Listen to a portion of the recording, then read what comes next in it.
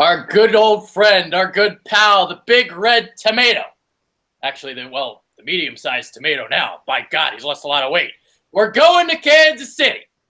We're meeting up with an old friend, Andy Reid. We'll see what Doug Pederson's got in store this week. I cannot wait. 1-0 teams going at it. Chiefs and Eagles. Sunday afternoon in Arrowhead. James Worthington is here. I'm Adrian Fedke. We're here to break this game down. James, how's it going, man? It's going good. It's going real good. I mean, feels good to be 1-0. We stomped a division rival. I thought we handled them pretty well. And, I mean, God, that defense, man, that front seven, it's got me excited for this weekend. All right, so two things to start real quick. So first thing, I'm going to introduce you guys to my notebook that I do. So I pretty much watch most NFL games, and I keep a play-by-play account and a grading system. So the reason why I want to show you guys this, New England and Kansas City. So at the end of the day, the reason why I do this scoring, so when you have a score line like 42-27 Kansas City, the reason for my scoring is this. Did you actually win by 15 points? Was that scoreline indicative of how well you played? I thought that Kansas City game was a little bit of an outlier. And as you can see, I've got 91-91 on the scoreline, on the play-by-play scoring that I have. For the Eagles game, I had the Eagles winning 93-76. So a lot better performance, as you can see with the scoreline there. The reason why I bring this up, Chiefs went on the road. They beat the Super Bowl champions. Could they be maybe looking ahead, maybe a little fallback? What do you think? I mean, like I said last week, or maybe a couple of videos ago, you and I are you're both pretty high on the Chiefs usually. So I think they're a good team, but I'm not adjusting my preseason prediction. I have them at about 11 wins before, and I'm not changing it. Like you said, the plays weren't that far apart in terms of like who won each play. It's just, Kansas City took the momentum at the end. Once Amendola went out, like we talked about before, yep. New England's offense really struggled, and Kansas City hit a couple big plays. I mean, I don't think New England game planned for Kareem Hunt to be that good. I think they were really focused on stopping Kelsey and Hill. And, midway through the second half, they started shifting their focus to Kareem Hunt. You saw other things break up open. I think the Eagles are going to do a lot better with them defensively. Granted, New England lost a lot up front on their defense, and the Eagles have an 8-man rotation. So I think they're going to do a lot better. But, yeah, I mean, Kansas City's a good team. We both thought that from before the season. So, I was surprised they beat New England like they did. But I think the Eagles are going to be competitive. It's going to be tough because it's a road game, but I think they're going to be competitive. Yeah, the Chiefs are by far the most overlooked team in the NFL. I mean, everyone was saying AFC West was going to go to Oakland, what everyone was saying, and, Kansas City made a statement. I mean, every single year they win 11, 12 games, and they continue to get overlooked. A lot of it is because they can't do anything in the playoffs, but this is a very, very good team with a very, very good defense. And last week was a little bit of an outlier because of Alex Smith and the offense. That's why it was an outlier. I'm not expecting Alex Smith to throw for 350-plus yards and 4 touchdowns again. It's just not going to happen. But I want to get into something to start, because the reason why the Chiefs were able to come back, Danny Amendola is always getting hurt, but Phillip Gaines was getting torched. And then Amendola got hurt, and all of a sudden the Patriots couldn't move the ball. The reason why I bring this up, by God, Nelson Agholor might be the key to this game on Sunday. By God. Nelson Agholor on Phillip Gaines in the slot. They're not going to go after Marcus Peters. We'll see about Terrence Mitchell. I thought he played pretty well last week on the other side. But Phillip Gaines and Nelson Agholor, by God, this might be the key matchup. I mean, Nelson's always been able to get separation. Everybody remembers that big drop he had against Seattle last year. He was wide open against one of the best secondaries in the NFL. He looks like a completely different player. He's confident out there. He was having fun. He actually had some really impressive catches. I think Carson will go to him early again, and I expect him to have another big game. Gaines was eaten alive by Amendola, and honestly, I think Agholor is a better route runner than Amendola. I think he's faster and more athletic than Amendola. Just Brady, he's going to hit. He hits his boys through tight windows. Granted, Brady I think was a little rattled last week, but he'll bounce back. But I mean, Carson Wentz is a great quarterback. He's going to be a great quarterback. He's got loads of talent, and I think has the most chemistry with anybody of those top three receivers. It's Nelson Agholor, also Zach Ertz. Obviously, you can tell by the stat sheet what he did last week. But I mean, Agholor's got that mismatch, and the NFL is a game of matchups. So I expect him to look his way early and often. And then you also got Eric Berry out. So he was shutting down Gronk last week, just absolutely shutting him down. So you got the two guys that had the two biggest games last week for the Eagles, and they have favorable matchups again heading into this week. So Zach Ertz and Nelson Agholor, watch out for them. And then we got to see how they utilize Alshon Jeffery, because Marcus Peters did not allow a single reception last week. By God, he's the best corner in football, but he only stays on one half of the field. So are you going to keep Alshon on that side, or are you going to kind of move him around the formation to create better matchups for him, which I think they will. I would think so. I mean, put him on Terrence Mitchell. I mean, it makes sense, too, and you want to get him going. He's your $14 million wide receiver. He's the best receiver we have. And if we can get Alshon Jeffery, more involved in this offense and have him build kind of some chemistry with Carson, that's going to take this offense to the next level. I mean, I don't know why you'd leave him on one side of the field all game. And like you said, Marcus Peters only plays on one side, so he's going to get his chances against Terrence Mitchell. Yeah, I mean, in my opinion, I kind of think Zach Ertz is probably going to be another big part in this offense this weekend. Eric Berry being out was a huge break for us, and honestly, he shut down Gronk. Like he shut him. So, it was so impressive, dude. Yeah, wow. It was really impressive. So that's huge for us. I think it's going to be interesting to see what Kansas City does, whether they look at the stats from last week and go, well, Ertz and Agholor, they were the big producers. Are we going to try and stop them, because that kind of opens up Alshon and Torrey. And with Eric Berry being out too, I mean, if Carson Wentz hits a couple of those deep balls last week, that game might have been a blowout. So, they're going to have to watch out for that too. But I expect the Chiefs they're still going to pay attention to Alshon. I mean, you can't sleep on him. He's too talented. Yeah, obviously. So I want to talk about this too, because, we talked about the receivers, Agholor and Ertz and Jeffrey, but you got to give Carson Wentz some time. And I love that Carson can scramble, and I love that he does all that magical shit, but it also scares me at the same time, because by God, I'm waiting for him to get hurt one of these times. And you have a Kansas City defense that is absolutely ferocious. Justin Houston is, what is he? The best player that's overlooked? I don't know. He's the most underrated player in the league, I guess. Who else is more underrated than him? He's almost just as good as Von Miller, and nobody talks about him. Chris Jones, he's going to kill the interior of this line. The interior of the Eagles' offensive line has been atrocious so far. Isaac Seumalo has been a train wreck. They should have never traded Alan Barbery, and I said that when it happened. But, nobody ever listens to Adrian. Alan Bailey, Benny Logan, those are two other guys the Eagles are going to have to combat with. So, obviously, Logan making his debut against his former team. So, this is not going to be easy by any means, trying to stop that Chiefs front seven. Oh, no. I mean, the Chiefs' defense has been good for years, and it's been getting better because, as the Marcus Peters plays gotten better, this defense has gone to another level. And I agree with you. Justin Houston's the most underrated defensive player in the league. I'm completely confident saying that.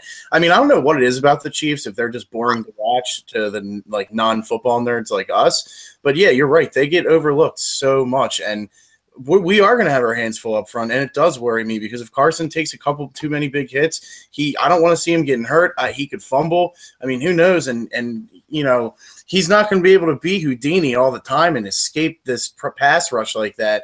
I mean, we are supposed to have two of the best offensive tackles in football. Yeah. How they're going to handle these two rush ends, I mean, D Ford's no piece of cake to block either. He's pretty freaking good. They have Derek Johnson in the middle. I mean, Benny Logan's a monster. Talking about it's getting me nervous. It's getting me worried. They're going to blitz up the middle. They're going to shred us. Yeah, and it's scary. Shred us. I mean, maybe we'll try to get some quick hits off in the beginning. I mean, what we really need to do is run the damn football, but if we can't block in the interior, we can't. So it's going to be tough, but, I do have confidence in number 11. So in Carson, we trust. I mean, how can you not be impressed? 9 of 11 on third down, completely bailing out Doug Pederson last week because his play calling stunk. He was 9-11 on third down, and wow. 48 yards, perfect passer rating. That's unbelievable. Something like that. Yeah, I heard he was like the highest rated passer in the NFL on third down in week 1. So, I mean, that, like we talked about last week, we wanted to see that he did take the next step. And at least after week 1, it looks like he has. Yeah. Now, like, it's nitpicking. There are still some mechanical flaws, which I kind of expected. But to see him make the right read every single time on third down, it's very impressive for a second-year guy. We got Carson Wentz, and you don't, motherfuckers. And I think another big thing was I'm pretty critical of Carson when I watch him because I have really high expectations for him. It's okay to be critical. It's okay because we think he's going to be elite. Yeah, exactly. And I didn't think he didn't have a bad first half, but there were some questionable decisions where I was still like, he's looking still like a young, inexperienced player, and he cleaned it up in the second half. I thought he played much better in the second half. I mean, he obviously had that huge throw to Agholor in the first half, but just decision-making wise, it was huge. And also, right before the end of the first half, driving down the field and getting a field goal, not trying to force anything, not taking too many a sack or throwing an interception. He was making the right decisions. So I was really happy to see that. I think he's got it between the ears. He's got all the intangibles. So we'll have to see what he looks like against this defense because, granted, he was under duress last week, but like we just talked about, this Kansas City defense is a whole different animal. It's weird. When we play the Redskins, they always just seem to just decimate us like that. Like I said in the preview show, in 2 games last year, they had 5 sacks in one game and only 4 in the second. And then the only other time the Eagles allowed 4 more sacks was to Green Bay. So Washington was only one of 2 teams that they allowed 4 more sacks to last year. And then last week, obviously, as we saw, they were constantly in the backfield. Even though they don't have a great defense, for whatever reason, they're a thorn in our side. And now we got the Chiefs. Dude, the Chiefs defense scares me. Like Wentz is going to get hurt. Scared. I hope not. I mean, I need Jason Peters to play on the field this week. If Big comes in and plays like he was Sorry, I didn't hear you there. If Big V comes in and plays like he did last week, we're going to have some major issues. I mean, he did not look good at all. And I know he got better last year, but, that worries me. I mean, Kerrigan was all over us again. So, I mean, and they kept Big V at left tackle, which surprised me a little bit. So we'll see. I mean, but Peter says he's good to go. Why he didn't come back in the game, I have no clue. But he best stay on the damn field. I knew this was going to happen when we traded Allen Barber. I knew this was going to happen, that Peter was going to get hurt, and then we weren't going to have a swing tackle. We were going to have Big V. Look what happened. Yeah, I mean, they probably would have went with Big V over Barber anyway. Maybe, I don't know, but yeah, I mean, we'll see. We'll see. We just got to keep our fingers crossed Wentz stays on his feet. Yeah. All right, so I want to talk about cornerback now, obviously, with injury to Ronald Darby. Who do you think starts opposite of Jalen? Oh, it's going to be Patrick Robinson. I mean, he played really good in his place, in Darby's place last week. And I was not a big Patrick Robinson fan after the preseason, after what I heard about him in training camp. But he held his own. He really did. So you got to start him. Douglas is too inexperienced. He's not going to be ready to go. And what are they going to do about the slot? Are they going to kick Robinson in and play Douglas outside? Are they going to bring Jenkins up again? Is Graham going to be involved somehow? That remains to be seen. But losing Darby really hurts. I mean, we held our own against Washington after that. I think, Terrell Pryor had some key drops that, his hands are a little suspect, but if he catches some of these balls, the game's different. So Kansas City's obviously got the freaking fastest player in the league in Tyreek Hill, and I don't even know if we have a corner that can run with him. Darby was the only one that could maybe stick with him. So, I mean, the more I'm talking about this game, getting a little scared, man. Dude, I'm telling you, we have like no chance of winning this game. It's not happening. It's not happening. Got to stay competitive, man. As long as we just it'll be competitive, but we ain't winning. I don't see how we can win this game. Me neither. I mean, it's the NFL, so every team, any team, on any given day. On paper, it's a huge mismatch. Yeah. Now I know EDP thinks we're gonna get blown the fuck out, so I'm in. What else? What are we missing? Oh, let's talk about a running game. Because, dude, Doug Pederson. Okay, I want to get your thoughts on how he used the running backs. Because it seemed like when they were running the ball from under center and up the middle, Garrett Blount was getting positive yardage. Then they kind of went away from it after that 3rd and 1 conversion. He didn't get it, so they kind of went away from it. Then in the 4th quarter, where LeGarrette Blount averages 4.6 yards per carry, a critical 4th down possession, and your first 2 plays are runs to Wendell Smallwood, he gained a total of 0 yards. I just don't understand what's going through Peterson's head. Is he overthinking it? I'm a goddamn fan. I'm not supposed to be as smart as him. Yeah, and I know these things. I know he's fucking. I'm sick of seeing Smallwood, man. I mean, he can't pass protect either, so what the hell is he doing in the game? Why are we handing off the Sproles? I mean, we have LeGarrette Blount. Make that defense tired. Run him between the tackles. And I would have liked to see Corey Clement get a carrier too, see how he does. I bet he can pass protect better than Smallwood.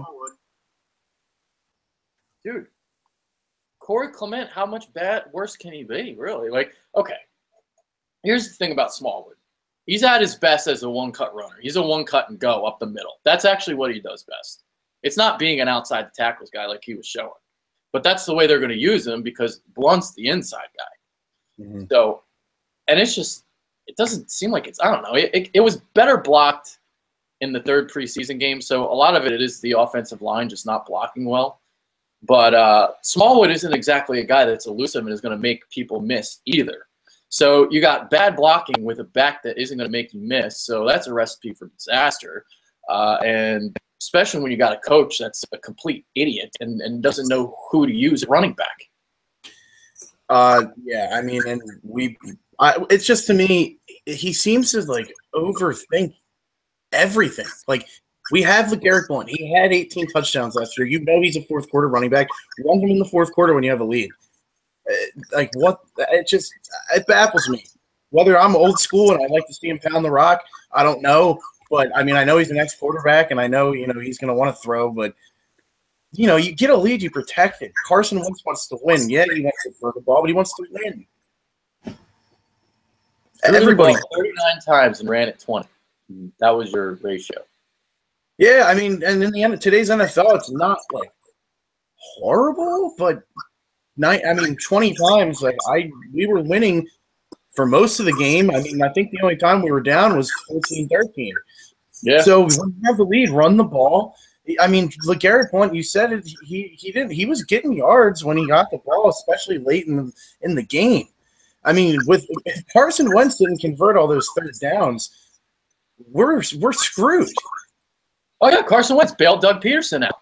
Oh yeah. Yeah, and that's going to be the end of the season. You're going to see it over and over again because good players can mask bad coaches. It's like Jim Caldwell when he was in Indianapolis. Yeah. Oh, hey, man, hit him. Just hit him. I mean, Pederson's got the respect of the players, I think. I think they played their asses off for him after everything that was said in the media. But at the end of the day, you want your coach to be a strength. You don't want it to be something you're overcoming. It's just a bite us in the ass. You have to, cover your eyes when the Eagles have the ball because you just don't know what they're going to do. Yeah, I know. But, then you might miss one of Carson's miraculous plays. That's true. That's true. And it just – see, Doug Pederson's going to last here longer than he should because of Carson Wentz. Yeah, unless the organization sees what we're seeing and says, listen, this guy's elite. He's going to be elite. We think he's holding back his development. Who knows? I mean, Carson's a great guy, and he says he likes Doug in the media and everything. But if he went up to Howie and said, listen, I think there's a better option out there, you could go get a West Coast guy. It wouldn't be a huge learning curve to switch it up. I'm not calling for Pederson's job or anything. It's 1 week into the second season. But who knows? I mean, I've seen weirder things happen in sports than having a winning record and having a coach be fired. Yeah. Well, they'd be dumb to not. They'd be dumb to let a winning record keep Pederson here if they really don't think he's the guy that's going to take us there. Well, they just did it with Chip Kelly. He had a winning record in Philadelphia. They let him go. Yeah. So I mean, that was Doug Pederson ain't going to pull a chip here. You know that. They're the complete opposite. I know. Dude, I'm not gonna lie to you. I'd rather have Chip Kelly than fucking Doug Pederson. Imagine Chip. I'm not gonna lie to you. If Chip would have just learned to slow it down every now and then. Yeah. Well, people aren't going to agree with that. Now I probably just got dislikes, but whatever. It's cool. Imagine if we had Adam Gase here, man. Adam Gase would have been great. Yeah, You were right. Gase. You were right on the money there. I was 100% spot on with that. No, but Howie never watches the show, clearly. Oh, man. Yeah, Howie should be listening to us, man. I think Joe Douglas watches our show because he's been doing a lot of what we wanted him to do. A football guy, and he knows talent. He's got an eye for talent, man. And Howie, I mean, he says they agreed on the Barnett thing. I mean, I don't know if Howie is a great player evaluator. I mean, having Joe Douglas here certainly freaking helped. But, as the years go, Joe Douglas stays, it's going to make Howie look better and better. But, yeah, I mean, they brought in Doug Pederson. I don't know if it was an overreaction to the Chip Kelly thing, just bringing in someone completely opposite. But, I mean, the thing I keep going back to is the players, they're playing for him. So there's got to be something he's doing. But, dude, I mean, when you hear him talk, I don't mean to be mean, but he sounds, really dumb. That's why the players love him, dude. It's because of that, silliness. And he's just so innocent, and he's just so lovable, and he looks like a teddy bear, and so they love him. They hug him like a teddy bear, so they play for him. I mean, I almost wish he'd be more like some of the other coaches in the league and let Frank Reich call plays or something. Just because good coaches, they don't call. We should get to that point because you know what? He shouldn't be calling plays because he's a second-year coach now, but he's an inexperienced coach, right? So I can understand, okay, maybe you want to call plays down the line, but this is your first head coaching job. You basically were an assistant for only 6 years. You should not be calling plays. I understand that you called some plays with Kansas City and Andy Reid in the second half. By the way, I do believe that because I actually went and watched all the second halves that he called, and his play calling is different than Andy Reid's. They call different plays. People wanted to say that was bullshit. It's not. I actually went and if you go on Philly Influencer, I've wrote about this. So I'll say that. And I think most of the good offenses, I'm pretty sure I saw a stat last year at least, most of the top 10 offense in the league, the head coach did not call the plays. Yeah. So that's too much responsibility. Yeah, because it's too much responsibility for a head coach, let alone a second-year coach that really has any experience. You have a feel for the game, the situation, how your team is playing. Good coaches have a pulse on their team, and they're really good with situational play calling because a head coach can jump in and say, I want to run this, or I'm feeling this, or, make some adjustments on the sideline for the offense or the defense when they're not on the field. But having to call every play and evaluate your team on both sides of the ball, because in my opinion, the head coach should be doing that, whether you're an offensive guy or not, or a defensive guy or not. I mean, you're the head coach, so you need to have both sides of the ball, basically have a good feel for it. And I don't know about you, but I don't think Doug Pederson has been a great situational offensive play caller. Jim Schwartz, on the other hand, those blitzes, that was some great situational play calling. The drastic difference in play calling between the offense and the defense, it was unbelievable, dude. I loved seeing us blitz more. I would just right off the ball, it was disguised. It was great. Jim Schwartz called an A+ game. 100%, man. 100%. I mean, this defense, if only Darby didn't get hurt, man, I mean, it would have the potential to be dominant week. Sorry about that. I clicked on something. You're all right. Don't worry about it. But I mean, yeah, if Darby didn't go down, man, I mean, I thought he was playing good. This defense would have a chance to be dominant week to week, but with him out 4 to 6, I mean, the corners, it's going to be our Achilles heel. It was coming into the season. But our front seven, I mean, give me a better front seven in football. I'll take ours against anyone. It's really, really freaking good, man. It really is. And I'm expecting consistent pressure like that, but we'll see. I mean, okay, so here's the thing. So Washington had a top 5 offensive line, and we'll see if we can do this again. This Chiefs offensive line, I think, is underrated, but I also think they can be had. I like Mitchell Schwartz. I like their center, Mitch Morse. Eric Fisher has gotten better, but he's still like average. So, I think he can be beaten. But Mitchell Schwartz against Brandon Graham, that should be a good matchup. But I'll tell you what, Fletcher Cox, the interior, is going to eat. Oh yeah, I mean, and Timmy Jernigan too. I mean, everyone's going to eat on that defensive line. I mean, like I said last week, the key was going to be, how them being fresh late in the game, getting pressure consistently all game, and they did that against one of the best offensive lines in football. So, granted, I mean, I think Reed is going to have, he's going to scheme and have some things up front and some protections put in place to try and confuse us or take out at least one of the players. Fletcher Cox or Brandon Graham are the key cogs that makes this defensive line go. But I mean, at the same time, talent wins, in my opinion. And if Jim Schwartz calls another game like he did last week, I mean, this could just be a slugfest, like a 20 to 13, 16 type game. I mean, I don't know what the under is, but you bettors out there, you'd probably be good betting the under because these are 2 elite defenses, in my opinion. That's what I think. It's going to be something like that, like 20 to 13. That's kind of where I have. So their guards are not very good. So Jernigan, Fletcher Cox might have like 3 sacks. Laurent Duvernay-Tardif, I got his name right, and Brian Witzman are their guards. Now Mitch Morse will help them because he's a center, he's going to double and shit like that. But this is a matchup that favors the Eagles inside. Brandon Graham might get shut down. It might not surprise me because Mitchell Schwartz is very good, but Fletcher Cox and Jernigan, they're going to eat, man. I'm telling you. Yeah, and maybe Derek Barnett can have a little bit of an easier go this week. I mean, first NFL game going against Trent Williams. Yeah. That's a tall task. So I expect to see a little bit more out of him. Curry, I mean, I'm not big on Eric Fisher. You said he's gotten better, and he has, but he's a former first-round pick. That's always going to work against him because I don't think he'll ever get to the level people expected him to be. And I think Curry and Barnett will have their way with him. I mean, I don't expect 3 sacks out of any of them, but I expect to see. I think Barnett gets his first 3 sacks this week. Yeah, I think Fisher's gotten better, but better means average. Yeah. Does that make sense? No, yeah, it makes 100%. Okay.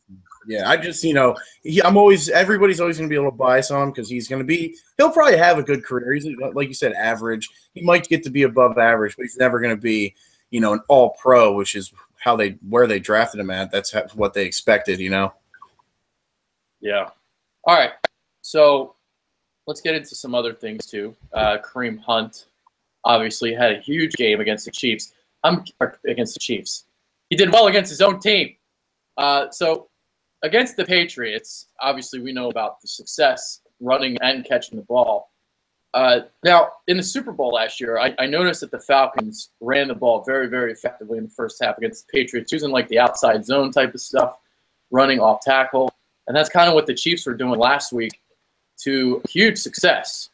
So it could very well be likely that this Patriots defense is really bad again. I'll tell you what, they made a lot of changes this offseason. We talked about this pre-show, and they've lost some guys from last year. I mean, they traded Jamie Collins mid-season last year, and they still won a Super Bowl. That's crazy. So you got guys that are, they got better in their secondary. They added Stephon Gilmore, but they lost guys in their front 7, and they got exposed in the running game. They just got shredded. Yeah, I mean, and they brought in David Harris. I mean, I know Hightower went out early, but you'd think that would help cover some of their deficiencies up front in the running game because Harris is a run stopper, but he looked slow. I mean, they got torn apart up front. I mean, I know they've got who's that rookie last year, that end, who was pretty good, that they came in, was it Flowers or someone? I can't remember his name. Are you thinking of D Ford? No, for the Patriots. Trey Flowers, yeah. Yeah, Trey Flowers. That's what I thought. He's pretty good. I mean, Alan Branch, I thought, had been better because I expected a little bit more out of him when he was brought into the league.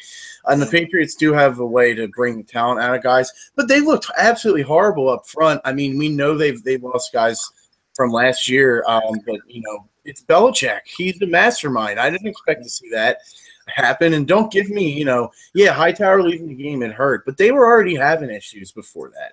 So, I mean, I personally do think their front four, at least, is bad, below average. So ours, like I just said, is one of the best in the NFL. So I'm not like crazy worried about Kareem Hunt, but the guy's, he showed it. He's got a lot of ability. And there were rumors that the Eagles were interested in him at pick 99, but the Chiefs did trade up.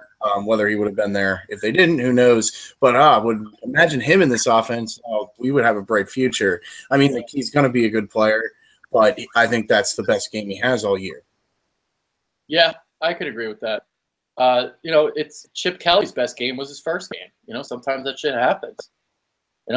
Most plays that he ran in his Philadelphia Eagles tenure was his first one against Washington. So I think the Eagles are going to do a lot better because they seem to handle the stretch runs and the outside stuff really well. It's a really athletic defensive line. So I think Cox is going to be able to get through the guards and Morse, and I think Graham will do a good job in the running game like he always does, setting the edges and stuff. So Kareem Hunt's not going to be running as well and as wild as last week because of the defensive line. Now, I want to bring this point up too, which is how imperative it is to get pressure from your front seven. I mean, Malcolm Butler and Stephon Gilmore are a great set of cornerbacks, but if you let your quarterback have all day to throw, it really doesn't matter who you have in your secondary. So this week, obviously, Alex Smith is not going to have as much time because I do think the Eagles will be able to get pressure on him. Yeah, and I mean, I think the defensive line is prideful because they know that's what's going to make this defense go. They know we're a little weak at corner. They need to get pressure on the quarterback if we're going to be successful. I mean, you can tell. I mean, we have Fletcher Cox is one of the highest paid players in the NFL. So even though he's not a captain, I'm sure he acts like one. He's a big leader on the defensive line. Brandon Graham is a captain. And I don't know, they're just mental preparation. One play that sticks out for me from last week was Graham. He shifted in on a run play that was going the complete opposite side of the field. He crashed down the line and just took it. It was a tackle for a loss. Yeah, he is great. I mean, he saw the play coming before it happened. Yes. If we had defensive guys with that kind of mentality, giving that much effort, in the film room, in practice, preparing, I think they're going to have their way. I mean, they're not going to, flat out dominate and shut down the Kansas City Chiefs because they're too good. But that's what we just said. It's going to be a slugfest. It's going to be low scoring. So, I'm pretty confident with them going for it. Well, they have to pressure Alex Smith because we're fucked if they don't. Yeah, and Alex Smith is will burn us all day. And he's not. Alex Smith's not a bad quarterback. People have it in their mind that he's a bust. He's not a bust. He's just a little bit of a boring quarterback. But he's accurate, and he's going to get the ball. He's going to put the ball where it has to be. So, I mean, Alex Smith is like the perfect quarterback for if you have a great defense, and that's kind of what the Chiefs have. That's kind of the situation. 100%. And I mean, God, it's a little off topic, but Mahomes learned behind him with the arm talent he has. Ooh, if he pans out, that could be dangerous. But yeah, I mean, Alex Smith, he's a good quarterback. I mean, he's probably mid-tier guy. So I mean, like any quarterback in the NFL, when you put pressure in their face, they're going to be bad. Kirk Cousins, I think, is above average, and he looked like complete garbage last week because we were in his face all day. And this defense just has that mentality. It's a Philly defense again, man. It's got that feeling, and I love it. I can't wait to go down and see them play the Giants in 2 weeks because that stadium is going to be rocking. They make it might be the body bag game part 2. I would love it. because Eli's going to get sacked like 10 times. That offensive line has no shot. No. None. I can't wait for that preview next week, man. I'm going to be freaking excited for that. But yeah, no, back to this game. I mean, let's not get ahead of ourselves. I mean, it's going to be a dogfight. So regardless of whether we win or lose, it's going to be good experience for our young players because this is a legitimate playoff football team. And if the Eagles want to make the playoffs, hang with this team. Yeah, hanging with this team is important. Like, even if they lose admirably, if they look good in a losing effort, that's kind of what I'm looking for here. I'm not expecting a win. Now, with the win in New England last week, I think it increases the Eagles' chances of winning. I went from having no chance to maybe like a 20% chance of winning. There could be a letdown from the Kansas City side. But at the same time, I mean, this is Andy Reid against his former team too. So are they really going to play down to their competition? Probably not. Yeah, and they've got the extra rest. And, I mean, it's not a bye week, but Andy Reid off a bye week. That's extra rest. He also knows the offense we run. I mean, it's he's going to know the play calls before Doug knows the play calls. Yeah, I mean, I wouldn't be surprised if the camera pans over to him. He's laughing at some of these play calls, man. But I mean, it's like I just said. I mean, it's going to be a dogfight, man. But if they hang with them, that's all I'm looking for. I mean, come Sunday, I'm going to think we're going to win. But up till then, I'm going to check my bias and stay unbiased. And yeah, I mean, it's like I just said, it's 20-13. That has that type of feel to it. 20-16.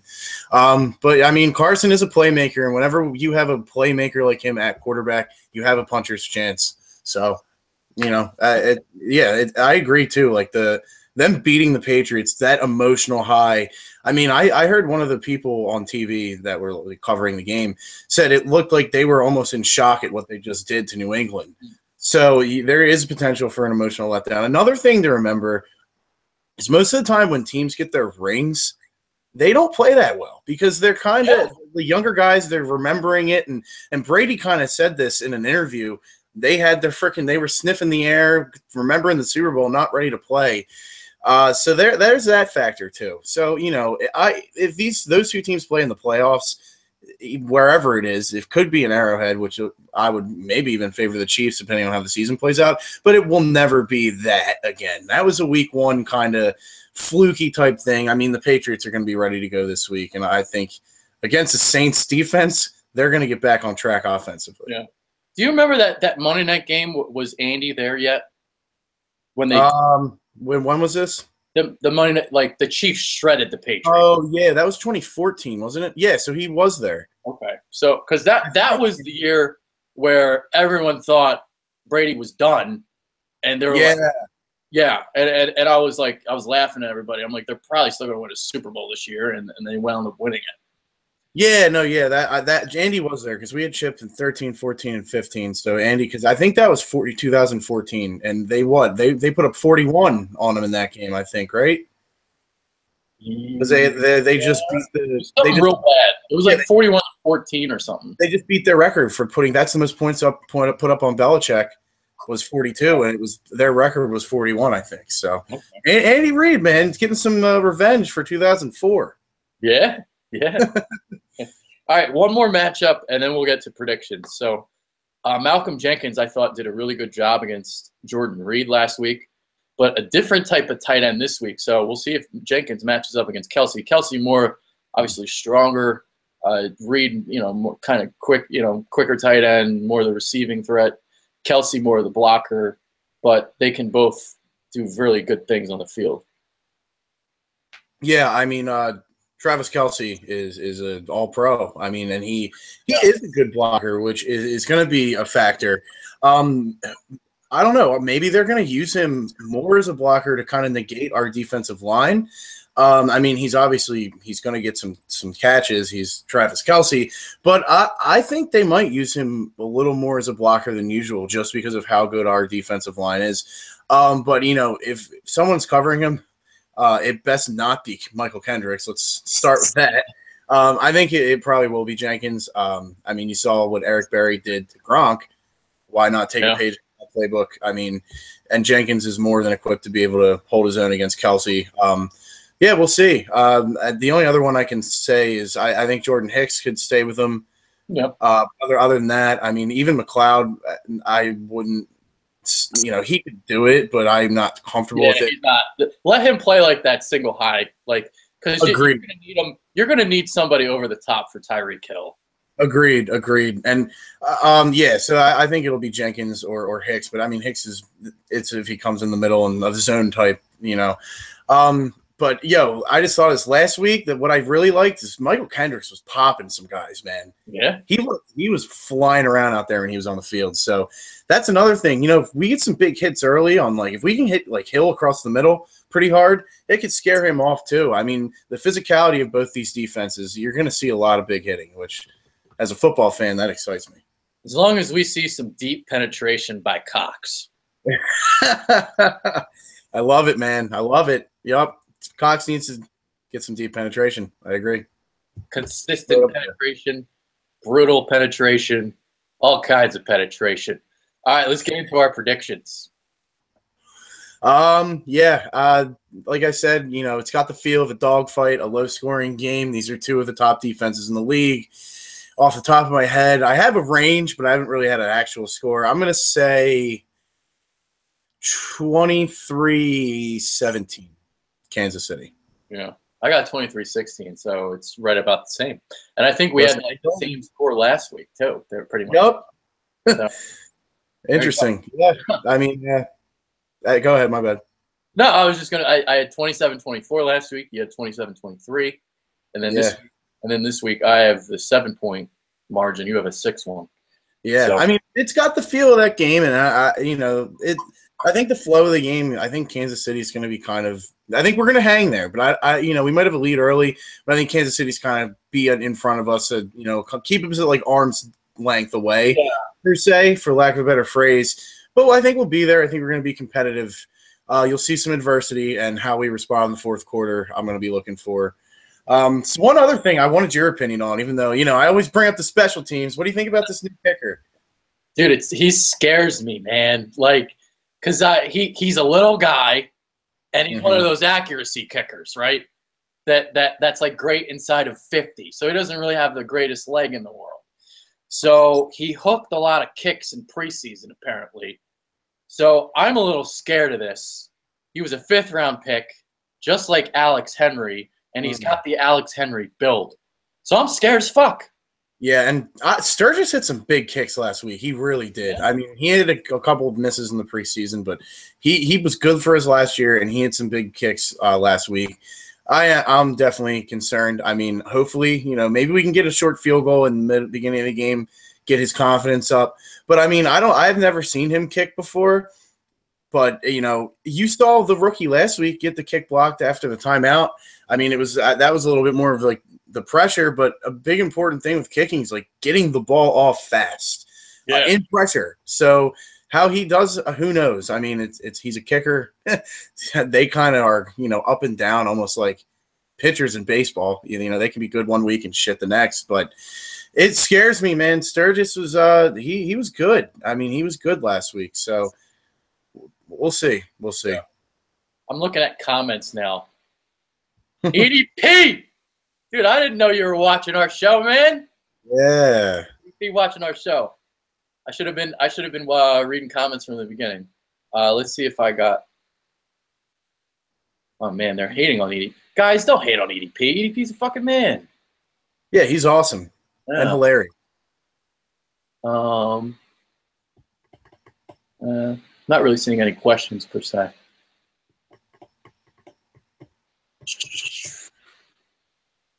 No questions. No questions. No questions. Maybe we just covered everything so well. People are convinced. So the Eagles have a chance. We talked about that already. Definitely. I mean, it's the NFL. You always got a shot unless you're the Jets. Yeah. I can't believe you guys are surprised when we had DeMarco Murray. We didn't run him. We didn't run him right. So it doesn't surprise me to see. That's when Chip. Yeah, that comment doesn't really make sense. There is something about how Who the fuck are these guys in the vid? That's great. Fuck, man, you don't know me by now, motherfucker? Alex Pino doesn't know who the Bitter Birds are. Okay. You're a little late to the party, pal. You lost me at Chip Kelly. Yeah, you knew it too. You knew it. I knew that was gonna happen. I mean, I don't care. The guy he's smart. He was too stubborn.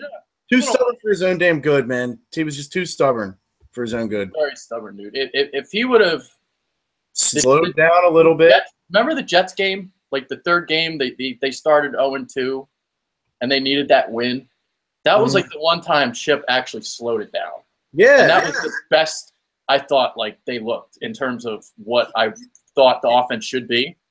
But I mean, if Bill Belichick is picking his brain, you know the guy's smart and knows football. It's just he just either didn't want to admit that his system didn't work like it did in college in the NFL, or he was just too stubborn in his ways. I don't know. But, yeah, I mean, that experiment's over. I thought he was the guy, man. When he came in, I thought we were going to the Super Bowl in a couple of years, but it all blew up when he got player control. And, yeah, I say it every week, but, God, do I want Shady back in this offense. God, he would look so good in this offense. EDP says, hell yeah, you know me. I love you fucks. Dude, EDP and I talk like daily. It's awesome. We talk shit, all the time. It's great. Oh, yeah, he might be right. We're not going to get killed, but I don't think we have much of a shot. So this is going to be tough. He's going to be screaming a lot, I can tell. He will be screaming because, he's got the Eagles losing 41-0, so he already knows what to expect. Yo, man, how do you feel about us running that zone blitz to take away the underneath shit from Alex Smith? See, look at that. EDP is scheming. EDP is scheming up. Dude, yeah. EDP, you should become the head coach, baby. Yo, I mean, zone blitzes can confuse quarterbacks in the NFL a lot. I mean, Alex Smith's pretty smart if you ask me. But, I mean, like we talked about, too, the timeliness of Schwartz's blitzes was great. So, I mean, it's going to come down to his game plan, and I think he's going to be ready for the Chiefs and what they do offensively.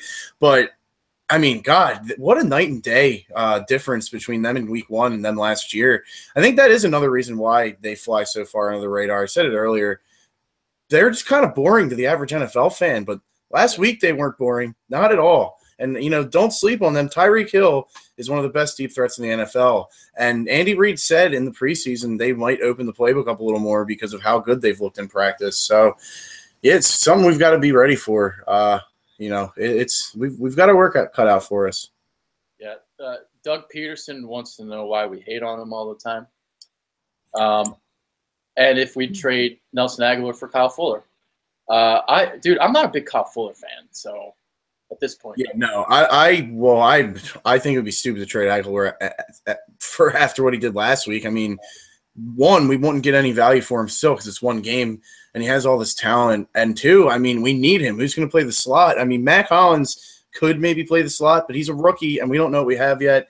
Preseason's preseason. We've seen guys flash in preseason and do nothing.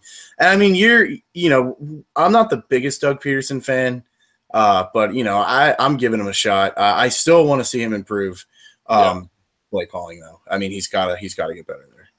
Who are you most worried about on the Chiefs offense? That's someone asking. Dude, it's Tyreek Hill by far because you're going to have Patrick Robinson on him, and that scares the fuck out of me. Yeah, and you can't put Mills on him because he'll just run right by Mills.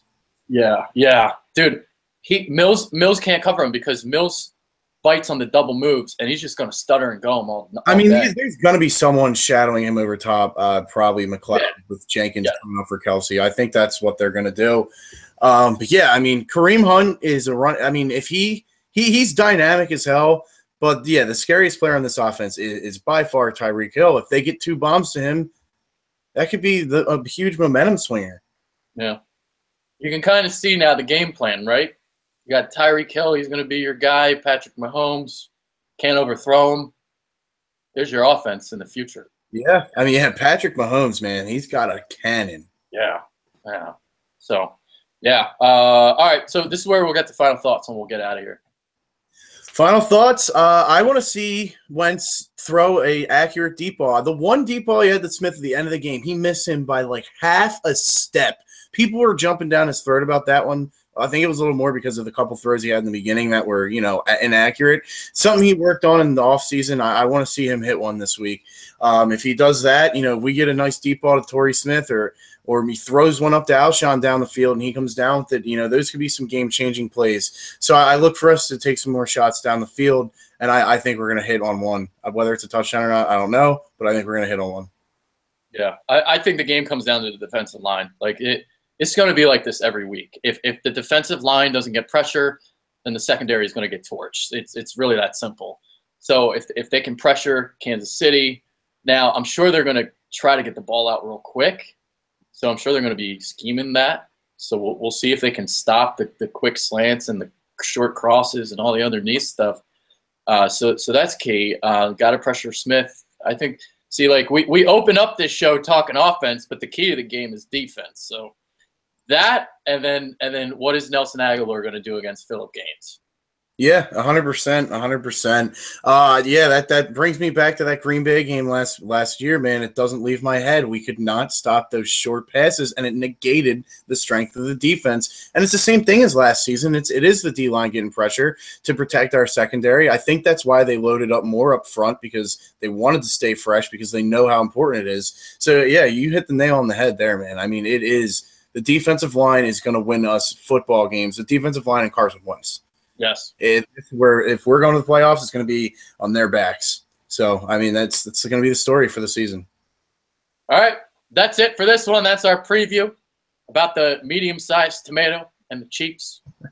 So that's James Worthington. I'm Adrian Fedke. I freaking hate tomatoes.